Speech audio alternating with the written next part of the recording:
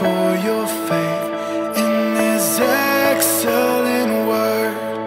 What more can He say than to you He has said? To you who for refuge to Jesus has fled.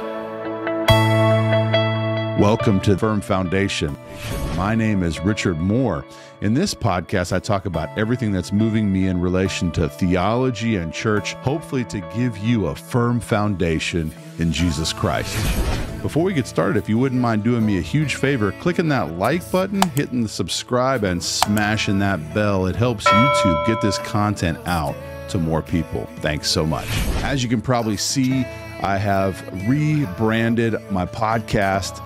Churchpreneurs was the name of my previous podcast, and it was sort of a silly off-the-cuff comment that someone made that said, Richard, you're kind of an entrepreneur for the church.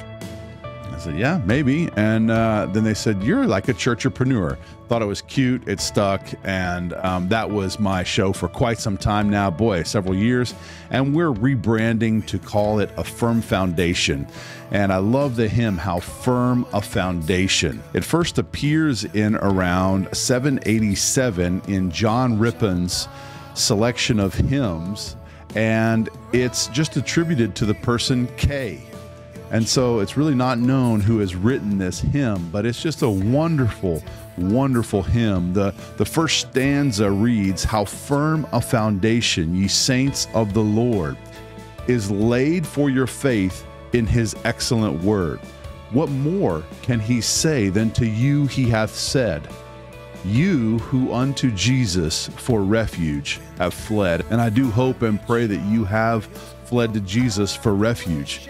And He has said everything He can say to you in His excellent word. There's nothing more He could say.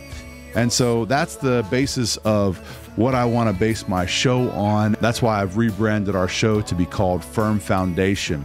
I also hope to, in this show, deal with building and helping you build a firm foundation for your faith in Christ through theological foundations, through biblical foundations, through helping you lay the foundations for a truly biblical and historically biblical faith. Soul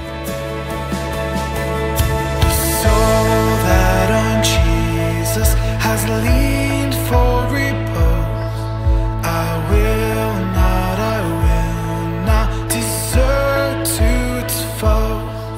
That soul, though all hell should endeavor to share,